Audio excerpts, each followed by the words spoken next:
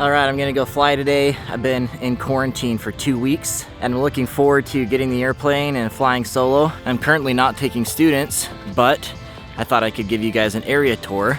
You can pretend that you're in the left seat and here taking this tour of our local hometown here in Homer, Alaska with me. So let's get right to it.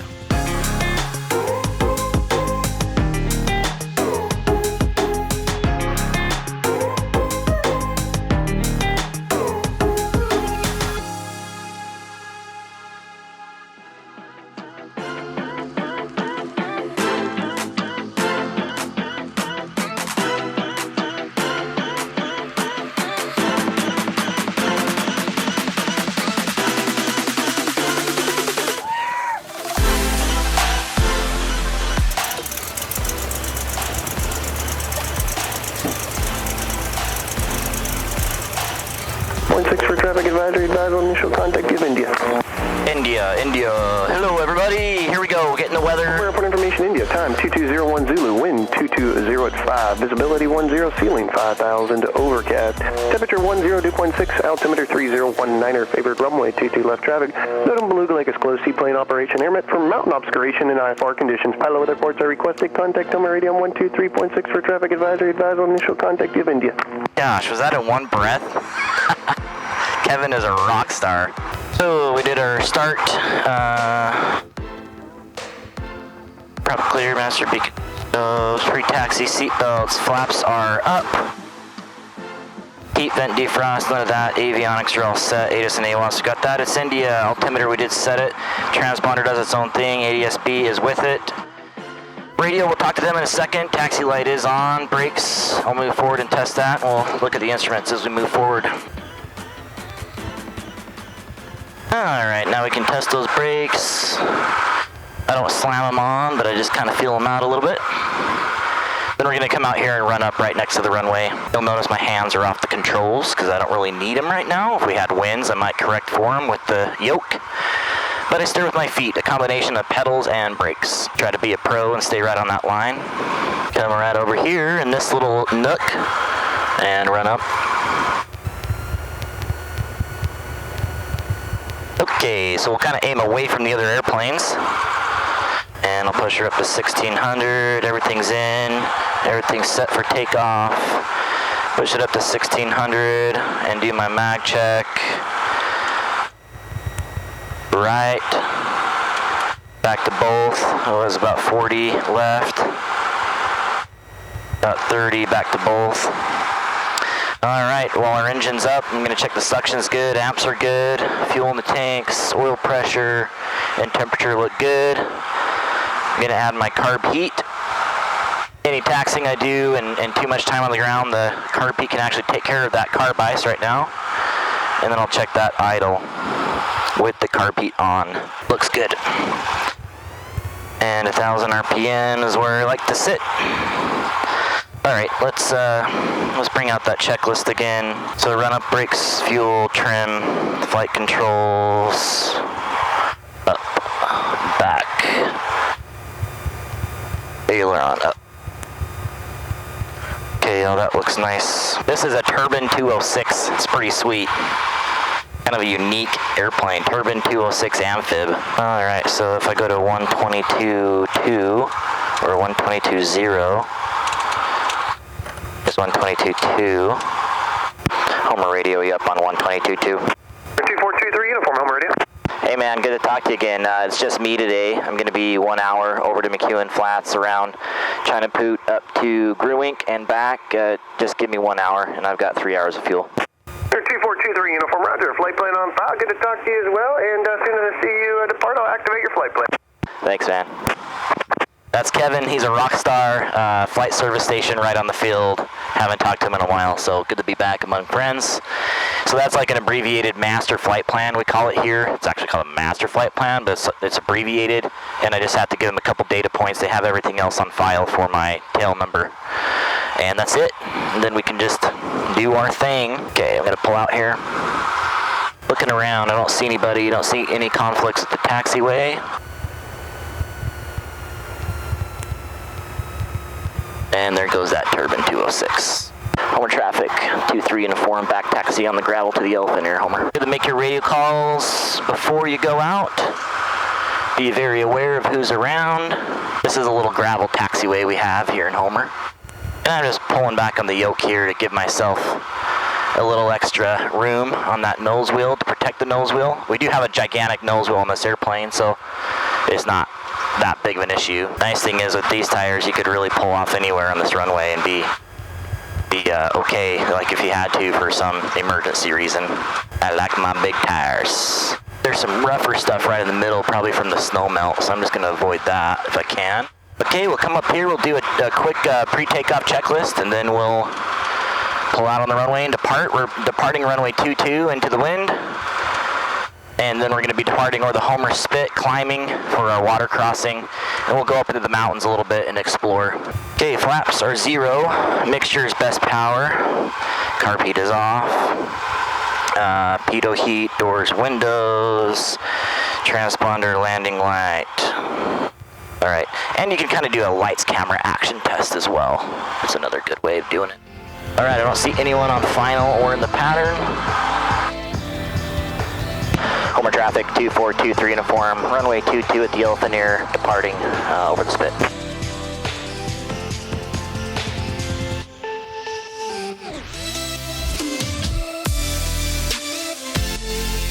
All right, airspeed is alive, engine is in the green. We're flying on that center line, little right rudder pressure. She's getting bouncy on her wheels, she's ready to fly, there we go. Nose on the horizon, still needs some right rudder. And that's nice right there. I almost don't need to retrim, but I will for that perfect attitude so I can basically just let go. Man, it's beautiful. Flight plan activated this time. Thanks, 2-3 uniform. That's always helpful to have them open that as soon as your wheel's off. Beautiful day, look at this. I just suddenly got happy that I came flying. So just as a little bit of background, I was in California for several months and really looking forward to sun and fun and going to Florida. And as all the coronavirus stuff started to happen, all my plans started to fall through, obviously, but I also wondered where the best place was going to be for my family. So we deliberated about staying in California. You know, the sunshine is not bad, the Mexican food is great, or coming back to Alaska. And we decided that it would be better to wait all this out back home where we're comfortable, so that's what we did. So here we are. We were in quarantine for 2 weeks, meaning we couldn't go anywhere. Like, I couldn't come to the airport and fly, even solo. It was a state mandate, so I'm out of that now. Happy to have you guys along today. Hope you enjoy the tour, and yeah, ride along. So I'm just climbing over the Homer Spit here. I picked my areas of departure around Homer because obviously we have a lot of water here. So I don't like to be at an altitude where I can't glide the land, and obviously this is a very big peninsula type landmass, and then I climb up to get over the water at the other side. So 2,000 feet should do it, just a couple miles across the water. Then I'll take you guys on a little tour through the mountains here. So this is Kachemak Bay, and Kachemak Bay is a state park, a recreational area, lots of wildlife, lots of obviously nature viewing here. But here on the other side, it is very wild already. So we're gonna head up this kind of valley right here. This is called the Waz. The Waz River, or the Waz-Nesensky Glacier, goes into the river or stream, and that empties into the water here. So we're gonna head up there. We'll see how the air is in the mountains. If it's too rough, we'll just come on back out, because that's never any fun. This is China Poot over here. I go fishing here during the summertime, really good fishing there. And just lots of great opportunities around here for outdoor stuff. I've kayaked around here quite a bit. Obviously, I love flying around this area and just can't get enough of it. We'll see how sporty it is here in the mountains. Got a little bit of weather here, so it could preclude us from getting back there too far. So in other words, I don't really commit myself to keep pushing into the mountains. I take it just one little step at a time. If it gets too rough, I'll come right back out. Most of the terrain I'm going over is going to be really low. There's really just no telling in a lot of cases that it's going to be rough. Like, we know that Homer is pretty calm behind us, but we don't know how the air is interacting with the mountains, so we just kind of have to test it out sometimes. If that doesn't work, we back out and come back to smooth air. If it stays like this, it'll be just fine. The one thing we'd want to look out for is if we had any downdrafts or updrafts. Downdrafts are obviously the thing we're most concerned about. That could just mess with the performance of the airplane. In the summertime, there's a nice big waterfall down here. Looks like it is going right now. Really big waterfall, obviously mostly ice pack right now. So I'm hugging the one side of the valley here because if I needed to make a turn out of the valley, then I'd have the entire width of the valley to do so. Now, you can't see the mountains on this side, but they're fairly low, and the terrain right underneath me is almost at sea level because of the glacial runoff, the riverbed here. So I have quite a bit of room if I were to get a downdraft to come back out of it. There's wisdom to just fly through it as well, depending on what you're flying through. But there's actually quite a bit of terrain out to my right side. It kind of freaks people out to be right close to the terrain, but that's just kind of what you have to do. And we are in Class Golf airspace now, so we just need to remain clear of clouds. But this is the typical tour I would take people on. Obviously during the winter time, it's not as inspiring as it would be during the summertime with all the greenery and everything. So this canyon here, you can't see it, but it goes right up into the Harding Icefield. And the Harding Icefield is one of the largest ice fields in North America. There is some sort of stat like it is the largest that is completely contained within North America. I think there's another one probably larger that spills over into Canada. But a very beautiful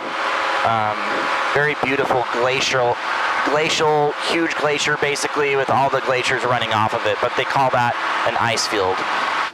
Beautiful blue water down here. Some of these lakes are used during the summertime as float plane lakes. And then this peak you see out here is called Phu Peak. You can see that from town. It kind of looks like a Chinaman hat. From this direction it's a little bit more broad, but from town it looks more pointy just because of the angle. The Waz Glacier is up that direction. And we have another glacier up this side. I'll get a shot of that for you guys. Now, without fully filling out the air on that side, I wouldn't come back here. So I would have kind of noped out of there fairly early on if I felt like it was too rough. But everything so far so good. Just a whole different time of year right now. I typically don't do this flight during the winter time just because most visitors come during the summertime. This is kind of interesting. You'll be able to see this in the shot if I bank. So to the left, we have the white lake you see here. That's ice. And then to the right, we have an ocean lagoon. So to the left is Phu Lake. To the right is Halibut Cove Lagoon. So saltwater and freshwater just that close. And off in the distance, you may be able to see Homer as well. And I'm going to do a little bit of carb heat right now, just because of these conditions. They're pretty perfect for carb ice. So if I give a shot of that every once in a while, it should help us out. This particular engine airplane and everything is a little bit more susceptible to carb ice. All right, that'll do. Beautiful Halibut Cove Lagoon down below us. I've camped there a handful of times, kayak there. Beautiful, beautiful area. And then the town of Halibut Cove, which you'll likely be able to see in the shot, should just be right underneath the nose now from that camera angle. And I'll just bank it a little bit more right here so you can see the town of Halibut Cove, or the village. No road access, only boat access. Some float planes go over there, although they do discourage float planes. And here we have the big reveal, the Gruwink Glacier. This is the kind of the highlight of the tour I bring everyone to as we come around the corner here.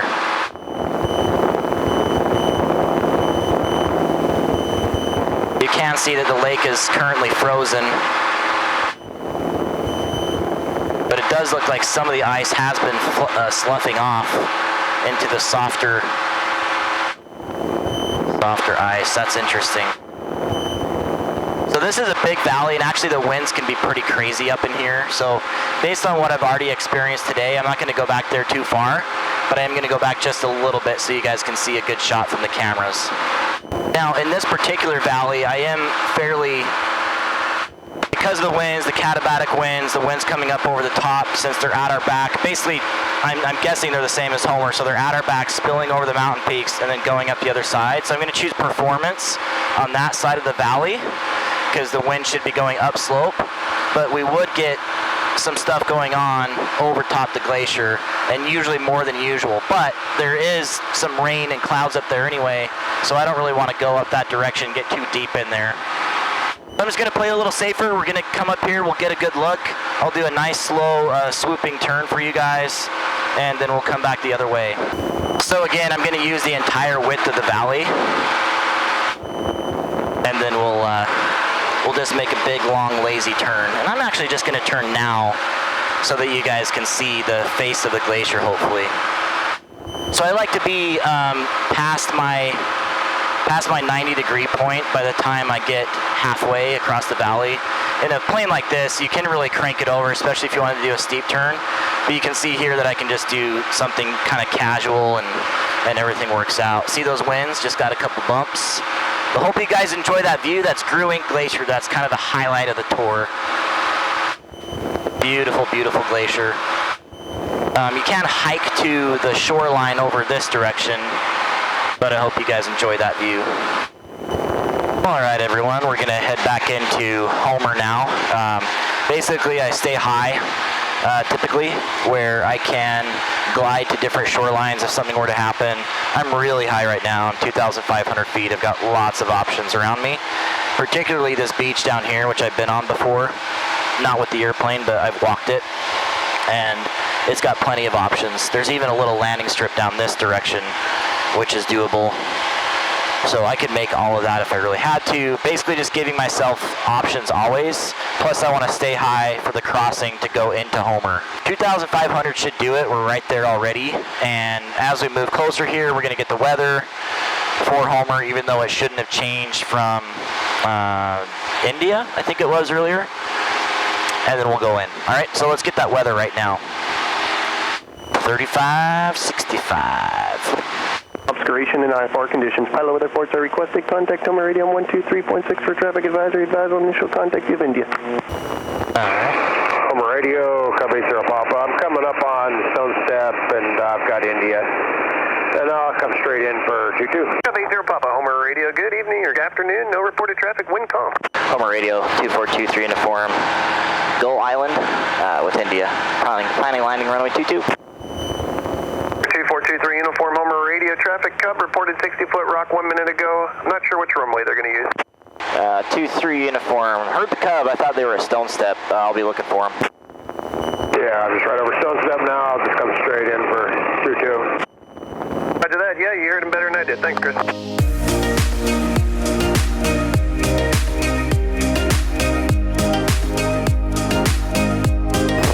Descending over the Homer Spit here now that we've made our crossing, and I can start to let down. I could let down even a little bit sooner, and then we'll be going. So the runway, we're landing this direction, and we need to set up on the left downwind. So what left downwind means is left turns.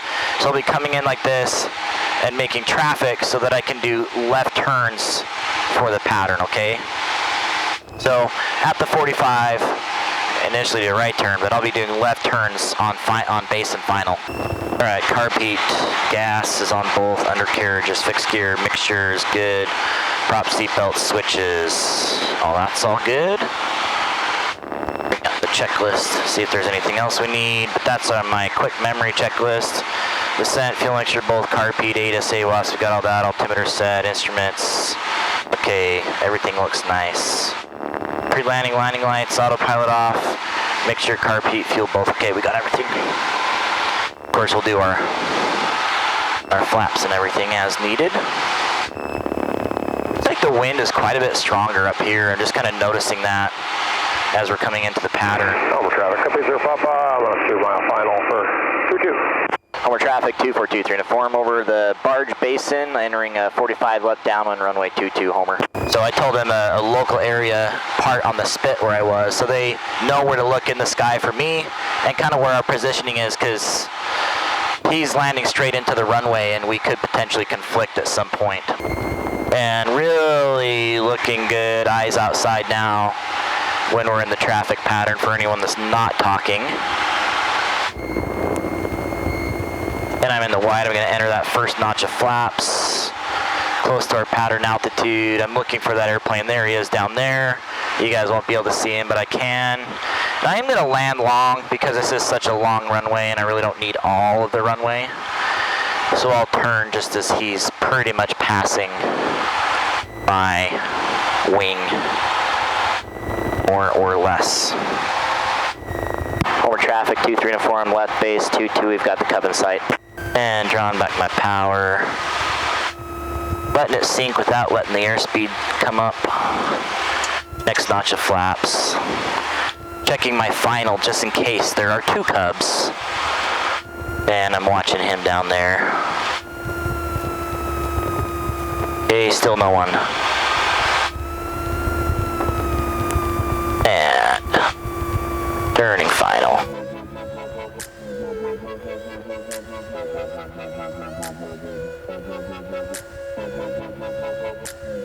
Staying nice and coordinated now. Good energy state. Everything's beautiful. And I'll just kind of ride this all the way down. Things are looking nice. The big, long, mile-long runway. And I don't need all of it.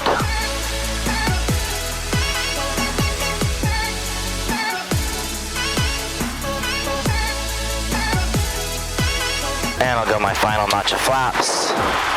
Kind of have a power, shallow landing here.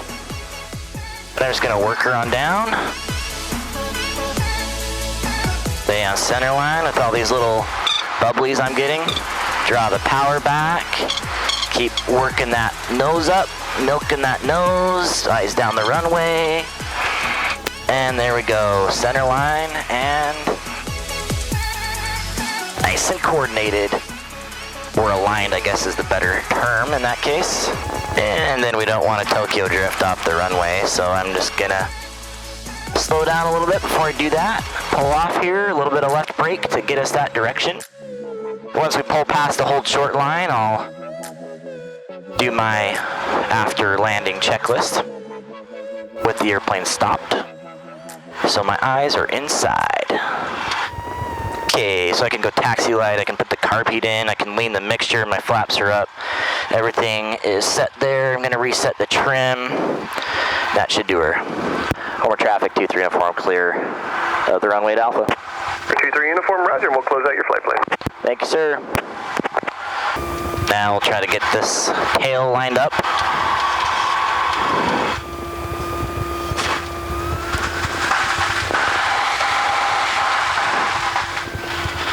See how I did. All right, so I'm just gonna pull the mixture that takes the fuel from the engine, turn off the power, or rather the mags, and all the power. Talk to you guys in a second.